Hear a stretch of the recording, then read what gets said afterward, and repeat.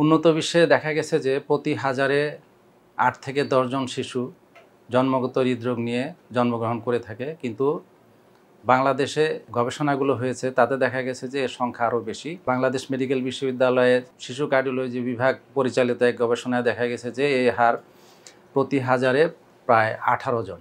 আসলে দারিদ্রতা, শিক্ষার অভাব, চিকিৎসা নিতে অনীহা, নানা কারণে এই হার বেশি বলে ধারণা করা হয়। তবে এখন পর্যন্ত সঠিক কারণ কোনটি এখনো পর্যন্ত সেটি আসলে নির্ণয় করা যায়নি। এটার যে চিকিৎসা ব্যবস্থা আসলে বাংলাদেশে এখনো সেভাবে ছড়িয়ে পড়ে নাই। ঢাকার কেন্দ্রিক আসলে চিকিৎসা ব্যবস্থা, ঢাকার বাইরে এখন পর্যন্ত শিশু কার্ডিওলজি যে চিকিৎসা ব্যবস্থা এখনো গড়ে ওঠে নাই।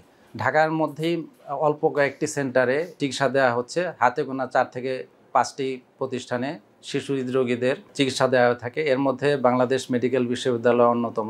আমাদের এখানে সব ধরনের ব্যবস্থা আছে, ইন্টারভেনশনের মাধ্যমে বিনা অপারেশনে এবং অপারেশন সহ জটিল জন্মগত হৃদরোগ সহ সমস্ত হৃদরোগেরই আসলে পূর্ণাঙ্গ চিকিৎসা ব্যবস্থা এখানে বিদ্যমান আছে। শুধু জন্মগত হৃদরোগ না, হৃদরোগ ছাড়াও আরও অন্যান্য রোগও হতে পারে। এজন্য আপনাকে নিয়মিত ডাক্তারের চেক আপে থাকতে হবে, যাতে শুধু হৃদরোগ না অন্যান্য রোগগুলাও যাতে না হয়, অথবা সেগুলা হলেও তার পরিপূর্ণ চিকিৎসা যাতে নেওয়া যায়। শিশু হৃদরোগের যে চিকিৎসা সেটা আসলে অত্যন্ত ব্যয়বহুল। আমাদের এখানে যে রোগীরা আসে দেখা গেছে যে তার অর্ধেকের বেশি আসলে এই চিকিৎসা ব্যয়ভার বহন করতে পারে না। শিশু হৃদরোগীর চিকিৎসা ব্যবস্থা আসলে সারা দেশে ছড়িয়ে দেওয়ার জন্য আমাদের এই বিশ্ববিদ্যালয়ে হায়ার এডুকেশনের ব্যবস্থা করা হয়েছে। এখানে এই পর্যন্ত প্রায় ২৩ জন ডাক্তার আমাদের এই ডিপার্টমেন্ট থেকে শিশু কার্ডিওলজিতে এমডি ডিগ্রি করে বের হয়ে গেছেন। তাদের অনেকেই সরকারি এবং দেশের বিভিন্ন জায়গায় ঢাকার বাইরেও চিকিৎসা দিচ্ছেন।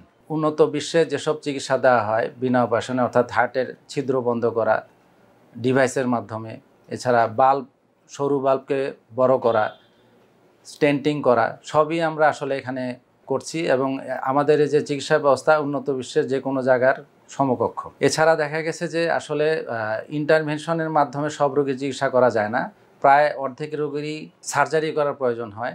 তো এখানে কার্ডিয়াক সার্জারি এখন পর্যন্ত আসলে স্যাটিসফ্যাক্টরি একটা মানে পৌঁছাতে পারে নাই। তা আমরা চেষ্টা করে যাচ্ছি যাতে এটা আগাতে পারে। ইতিমধ্যে আমাদের এখানে কার্ডিয়াক সার্জারি বিভাগে ৩ জন সহকারী অধ্যাপক যোগদান করেছেন। এছাড়া সরকারি যে কর্মসূচি আছে তার মাধ্যমেও এখানে কার্ডিয়াক সার্জন এবং অন্যান্য স্টাফ নিয়োগ দেওয়া হয়েছে, যারা নিয়মিত এখানে অপারেশন করছেন।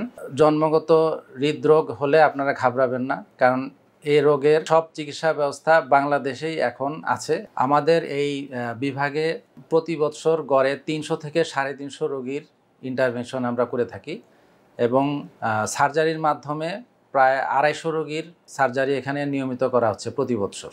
প্রতিদিন নিয়মিতভাবে ইকো করা হয়।